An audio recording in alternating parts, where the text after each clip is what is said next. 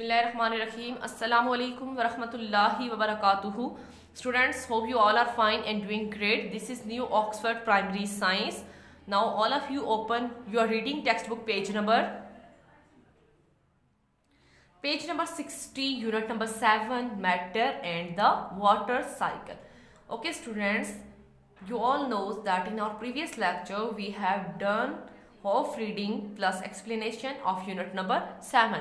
Today we are going to complete this unit. Okay students, now open the textbook page number 62, particle in a solid. अब हम देखेंगे कि particle जो solid के अंदर है वो कैसे प्रेजेंट होते हैं. Okay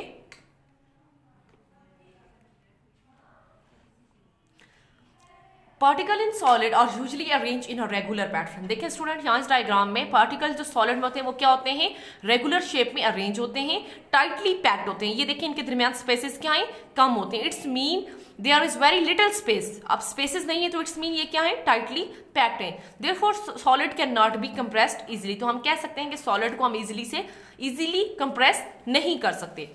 vibrate about a fix position. अब देखिए स्टूडेंट, इनकी जो मूवमेंट होती है वो टू एंड फ्रो होती है, आगे पीछे मूव करते हैं, बट ये अपनी पोजीशन को, अपनी जगह को नहीं छोड़ते. Have less energy than liquid and gaseous particle. अब इन पार्टिकल्स के दरमियान जो एनर्जी है वो भी गैसेस और लिक्विड की निस्बत कम होगी. Particle in a liquid.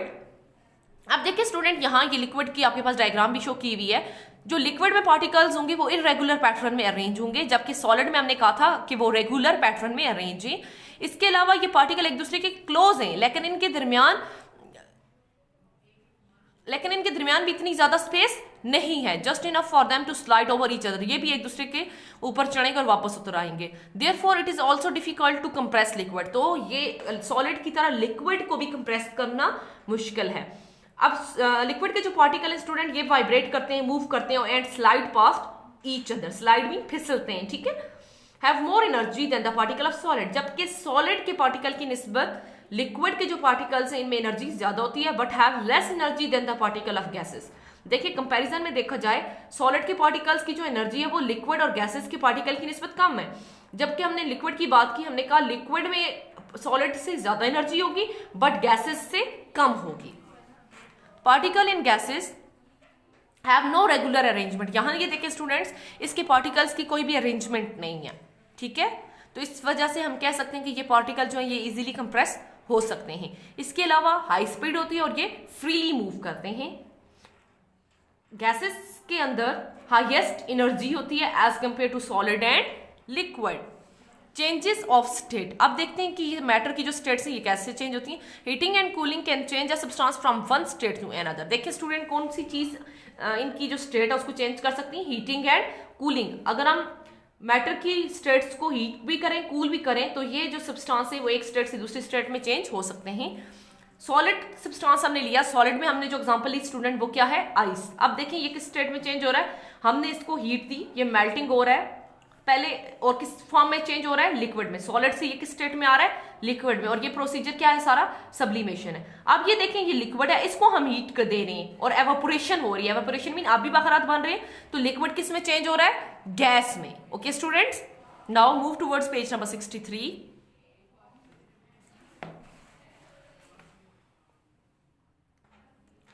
Student next आपके पास सॉलिड टू लिक्विड मेल्टिंग. अब हम देखेंगे सॉलिड कैसे लिक्विड में चेंज होते हैं, और solid change into liquid when it is heated. देखें सॉलिड कब लिक्विड में चेंज होगा, जब हम उसको हीट करेंगे. This is called melting. Melting mean पिघलाव.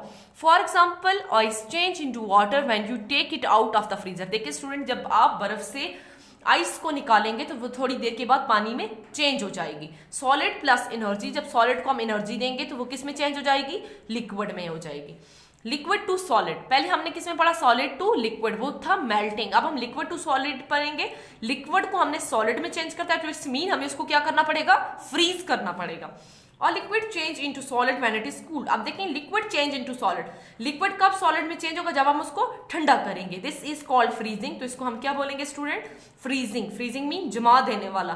For example water change into ice. मिसाल के तौर पर पानी जो है वो आइस में चेंज हो जाता है when it is kept for some time in the freezer. अगर आप पानी को फ्रीजर के अंदर रखते हैं तो कुछ टाइम के बाद वो सॉलिड में चेंज हो जाएगा. और ये आपकी डेली लाइफ की एग्जाम्पल भी आप खुद भी कर सकते हैं. आप क्या करें, आइस क्यूब्स एक कोई भी बाउल लें, उसमें थोड़ा पानी डालें, उसको फ्रीजर में रख दें, ठीक है, एटलीस्ट 4 से 5 घंटे रखें। उसके बाद देखेंगे कि जो लिक्विड है, जो वाटर था, वो सॉलिड में चेंज हो गया। ओके स्टूडेंट, आपने ये खुद भी घर पे करना है। लिक्विड एनर्जी लॉस्ट होती है लिक्विड में, और ये किस में चेंज हो जाता है? सॉलिड में। गैस टू लिक्विड कंडेंसेशन का प्रोसीजर है। A gas change into liquid if it is cooled. Gas liquid में, गैस को अगर ठंडा किया जाए, ठीक है, गैस को अगर हम ठंडा करेंगे तो वो लिक्विड में चेंज होगी, और इस प्रोसीजर को हम क्या कहेंगे? कंडेंसेशन। गैस एनर्जी लॉस्ट हुई है, और ये किस में चेंज हुआ है? गैस लिक्विड में चेंज हुई है, condensation. For example, if you put ice cubes into a glass of water and keep this glass at room temperature. देखिए स्टूडेंट, एग्जाम्पल आपके सामने, अगर आप आइस क्यूब्स को ग्लास में डालते हैं, पानी के ग्लास में, और इस ग्लास को रूम टेम्परेचर के ऊपर ही रख देते हैं, you see tiny droplet on the outside surface of the glass, तो फिर आपको छोटे टाइनी ड्रॉपलेट्स, पानी के जो कतरे हैं वो ग्लास की बाहर की जो सतह होगी उसके ऊपर आपको नजर आएंगे। आउटसाइड सरफेस में ग्लास के बाहर की सतह। Where have these droplets come from, तो ये जो ड्रॉपलेट्स हैं ये कहां से आए हैं? तो ये एक्चुअली क्या हुआ है कि gas change into liquid. Evaporation, a liquid change into gas when it absorb heat from its surrounding। देखिए स्टूडेंट, जब लिक्विड गैस में चेंज होगा, जब ये अपने सराउंडिंग से हीट को एब्जॉर्ब करेगा, ठीक है, क्या होगा? सराउंडिंग की हीट जब लिक्विड पर पड़ेगी तो लिक्विड हीट अप हो जाएगा और वो गैस में चेंज हो जाएगा, और इस प्रोसीजर को हम क्या बोलेंगे? एवापोरेशन। एवापोरेशन में बखरात। For example, as the sun heat water in a puddle, the water in the puddle slowly disappear, it moves into the air as a gas called water vapor। यहाँ ये देखिए student, अब देखें, सन जो है पडल के वाटर को हीटअप कर रहा है, अब ये जो वाटर है स्लोली स्लोली क्या हो जाएगा? डिसअपियर हो जाएगा, और ये वाटर गैस की फॉर्म में डिसअपियर होता है, जिसे हम क्या बोलेंगे? वाटर वेपर बोलेंगे। Liquid plus energy gives us gas. Sublimation, किसी चीज का जोहर उड़ाना। When a solid change into gas without becoming a liquid। देखिए स्टूडेंट, जब कोई सॉलिड डायरेक्टली गैस में चेंज होगा, लिक्विड में चेंज हुए बगैर, तो उस प्रोसीजर को हम क्या बोलेंगे? Sublimation. Do you know only pure water evaporates. देखिए स्टूडेंट, सिर्फ साफ पानी एवापोरेट्स होता है। All the impurities it contain like salt are left behind. जितनी भी इम्प्योरिटीज वाटर के अंदर होंगी वो वहीं रह जाएंगे, और सिर्फ जो साफ पानी होगा वो एवापोरेट हो जाएगा। ओके स्टूडेंट, पेज नंबर 64 पे देखें, ये क्या है? वाटर साइकिल है। ये आपके सामने जो डायग्राम बनी हुई है, ये क्या है? कंप्लीट वाटर साइकिल है। अब वाटर साइकिल जो है स्टूडेंट, ये एक रिवर्सिबल चेंज है इन द स्टेट ऑफ मैटर। अब ये जो डायग्राम है स्टूडेंट, ये किसको एक्सप्लेन करेगी? वाटर साइकिल को एक्सप्लेन करेगी। अब जो आपको पता है, वाटर जो है अर्थ के ऊपर वो कॉन्स्टेंटली मूव करता है, और इसके बाद ये रिसाइकिल होता रहता है। किस फॉर्म में? फॉग की फॉर्म में, फॉग मीन धुंध, मिस्ट की फॉर्म में, फ्रॉस्ट और हेल की फॉर्म में।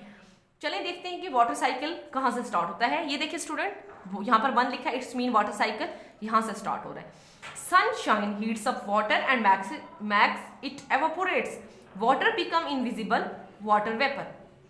सबसे पहले स्टूडेंट, सन की जो लाइट है वो वाटर के ऊपर पड़ेगी, और उस वजह से जो यहाँ वाटर है वो उसमें वो हीटअप हो जाएगा, ठीक है। जब पानी गर्म हो जाएगा तो वो क्या हो जाएगा? एवापोरेशन होगी, बखरात बन जाएंगे। चूंकि देखें वाटर क्या है? लिक्विड स्टेट में था, अब वो गैसियस फॉर्म में है, और गैस हवा में मूव करती है। सेकंड स्टेप में आप देखें, the water vapour rises up into the atmosphere. चूंकि मैंने आपको बताया कि वाटर के जो वेपर्स हैं वो गर्म हो चुके। अब वाटर किस कंडीशन में आ गया आपके पास वाटर साइकिल में? स्टेप 2 में वाटर वेपर्स बन गए, अभी बखरात बन गए। अब वो वाटर वेपर्स क्या करेंगे? एटमॉस्फेयर में राइज कर जाएंगे। और स्टेप 3 में देखें स्टूडेंट, क्या होगा? When water vapor reaches the colder upper layer of the atmosphere। अब देखेंगे जो वाटर वेपर्स थे, जब ये एटमॉस्फेयर की जो कोल्डर लेयर होगी उसके ऊपर पहुंचेंगे, it condense to form droplet. ये कंडेंस मीन मुंजमद हो जाएंगे और छोटे छोटे पानी के ड्रॉप्स बन जाएंगे। These groups together and form cloud। अब ये एक साथ जमा हो जाएंगे और इनसे क्या बन जाएंगे? बादल बन जाएंगे। ओके, फोर्थ स्टेप में आप देखें, as the cloud moves along in the air current। अब आपको पता है क्लाउड्स क्या होंगे? मूव करेंगे। The droplet join together to form bigger drops. अब ड्रॉपलेट्स ज्वाइन होंगे और बड़े बड़े ड्रॉप्स बनाएंगे। व्हेन दे आर हैवी, जब ये भारी हो जाएंगे, दे फॉल एज रेन। देखिए जब इनका वजन ज्यादा हो जाएगा तो वो बारिश के कतरों की सूरत में नीचे आ जाएंगे। और फिफ्थ स्टेप में क्या होगा? Rain water collects in stream and river. अब बारिश का पानी कहाँ पर, नदियों में और दरियाओं में जमा हो जाएगा। It flows down towards the sea, और उसके बाद ये कहाँ पर, रिवर से ये वापस कहाँ पर जाएगा, समंदर की तरफ जाएगा। The water cycle begins again, और जो वाटर साइकिल है वो दोबारा से स्टार्ट हो जाएगी।